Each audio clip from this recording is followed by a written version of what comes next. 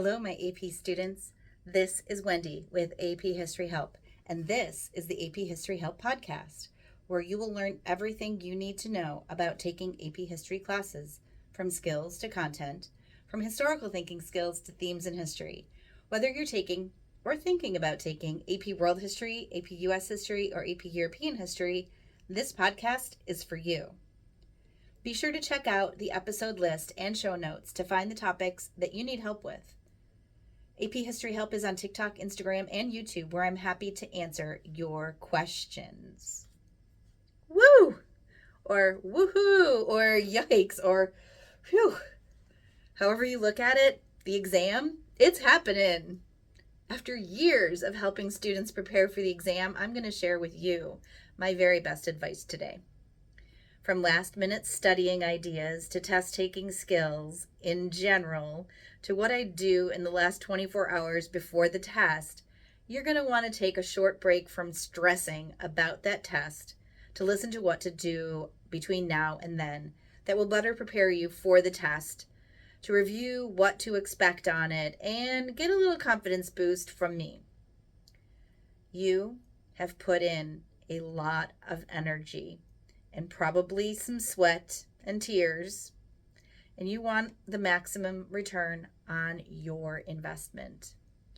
I've got you. Take a seat, get comfortable, grab some water or a snack before we dive in. If you haven't already done so, make sure that you go back and listen to some episodes, especially since those AP exams are literally right around the corner. APUSH and Euro are on May 10th. AP World is on the 15th.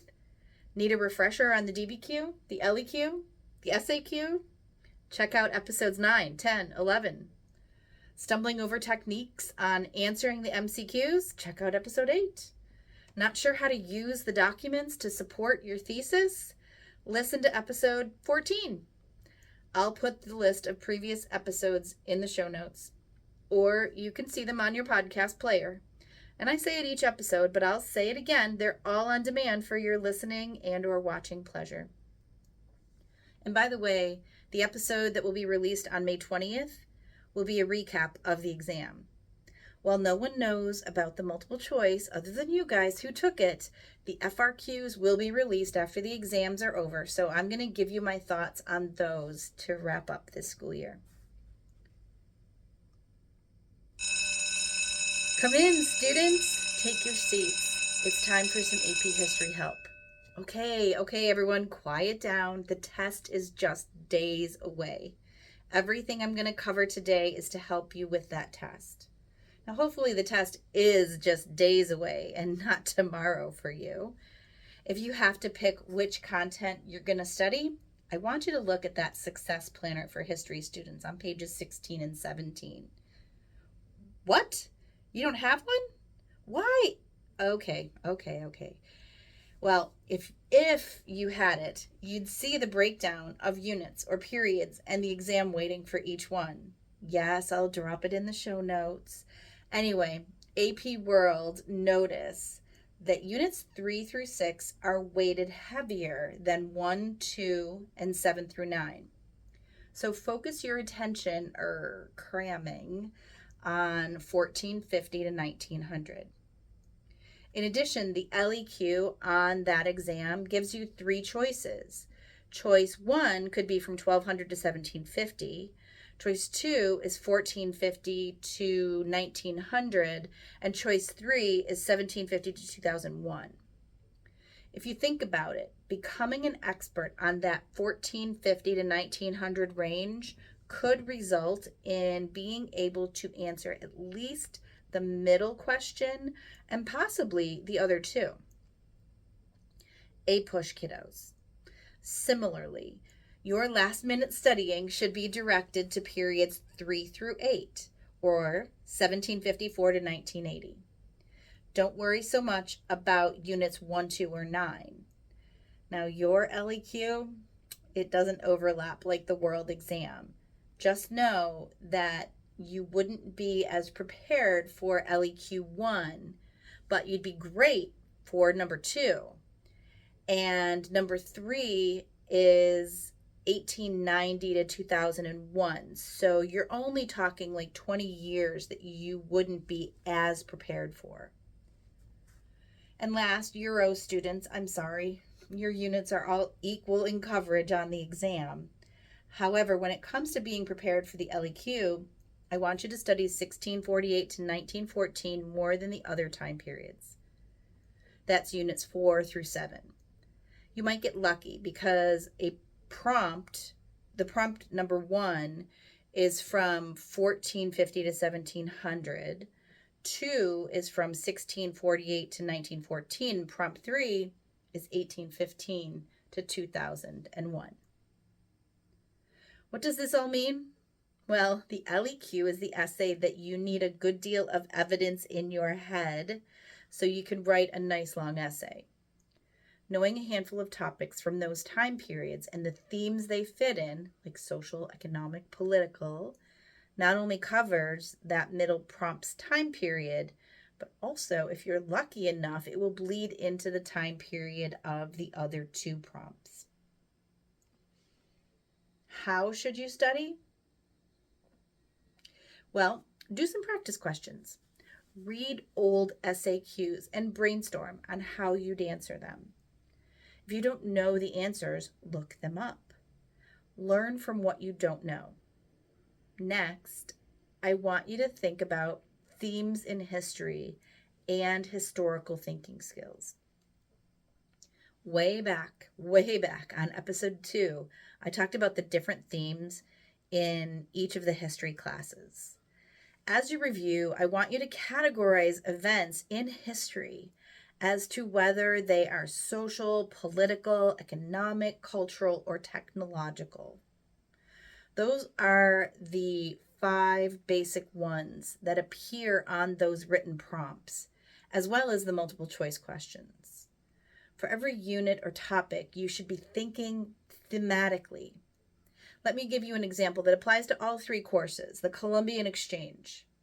Politically, it started because of European nations seeking new land, like Spain sponsoring Columbus's journey. Economically, a motivation was to get rich, acquire resources, and mercantilism.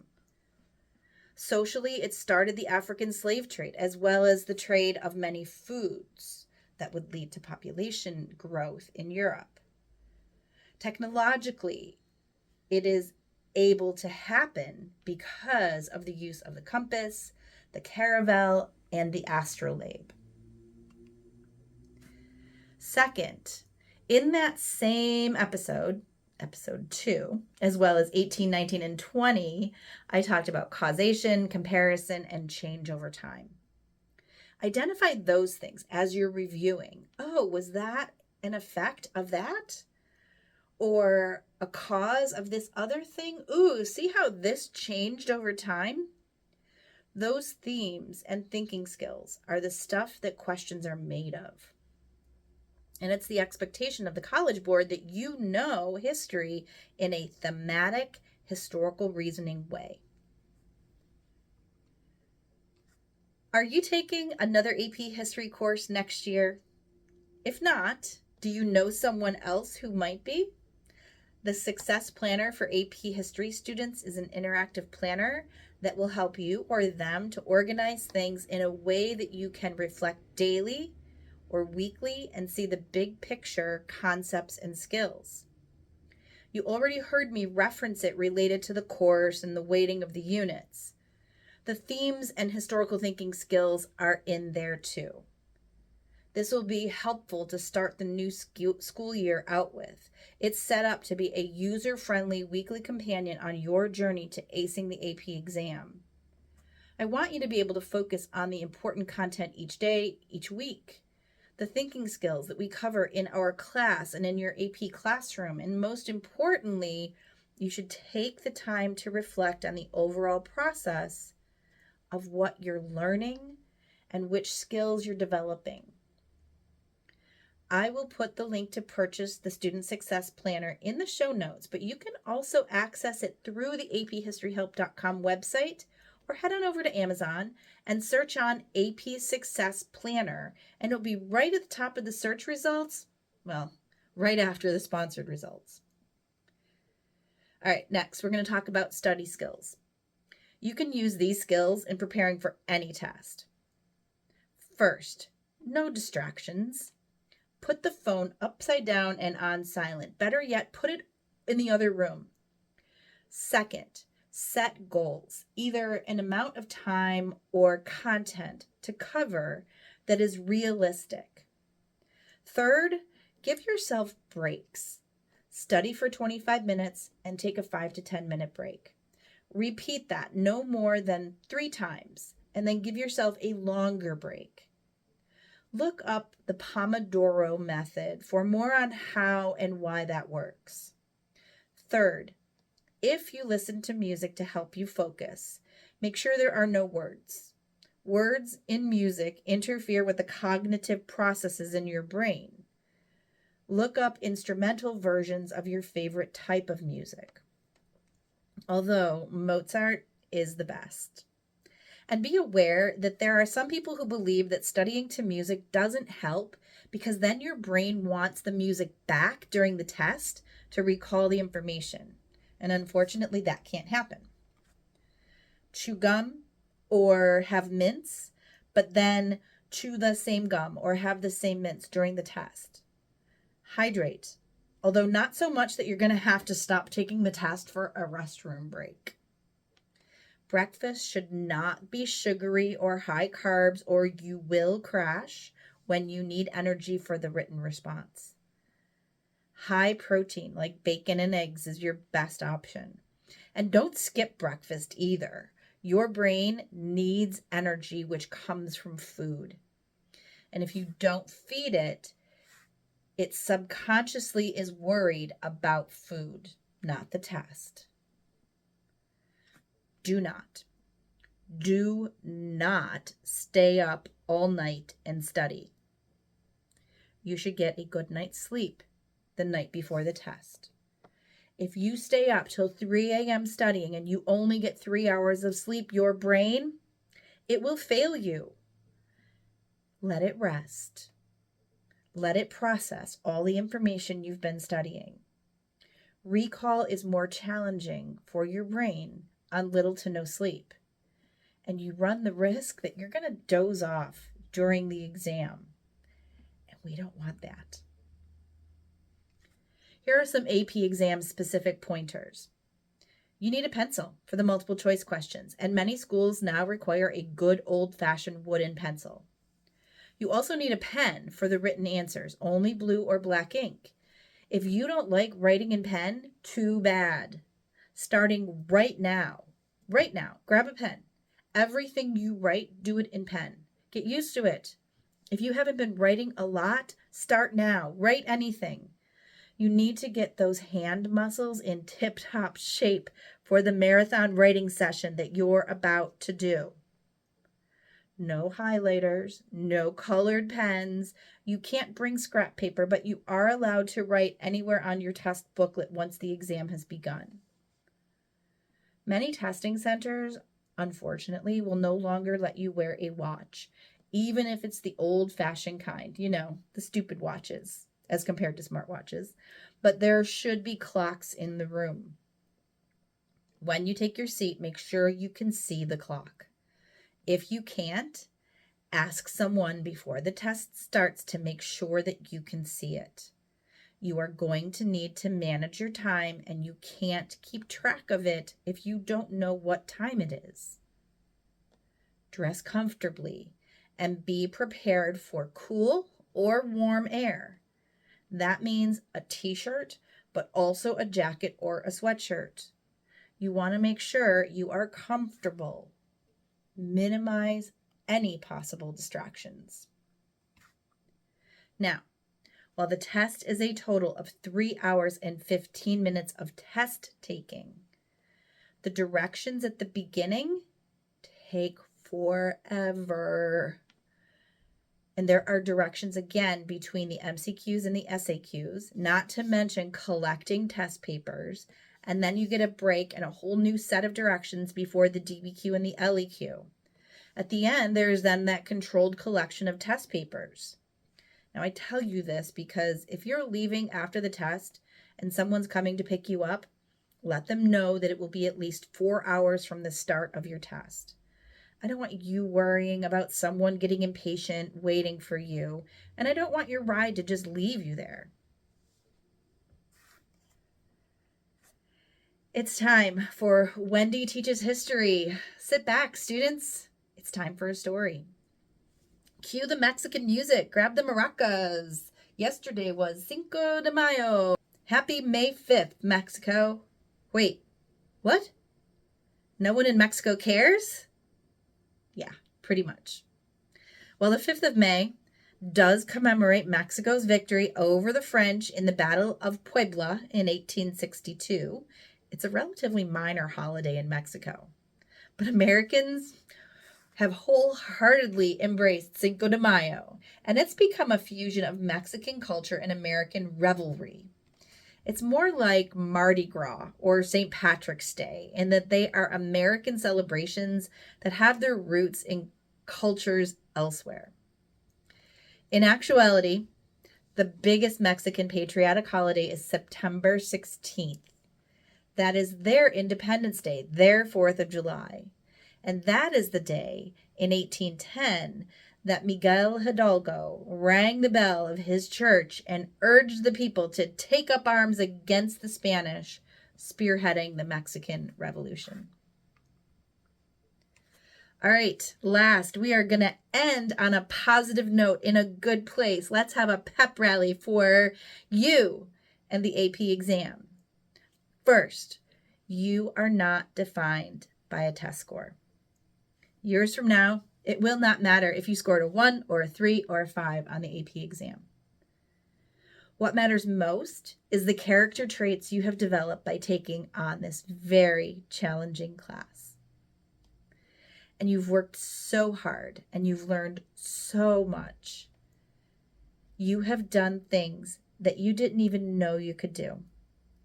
You have stretched your brain, and your hard work and persistence should be celebrated. When you go in to take that test, I want you to kick its butt. Seriously. I don't want you sending me messages or commenting on my TikTok videos that the test kicked your butt. You persevered for the entire school year. Reading so much from the textbook, watching who knows how many hours of videos, memorizing the rubrics, writing all the essays, how many essays, perfecting, working harder, asking for help from your teacher. Many of you went to tutoring. I know by how busy I've been. Listening to this podcast.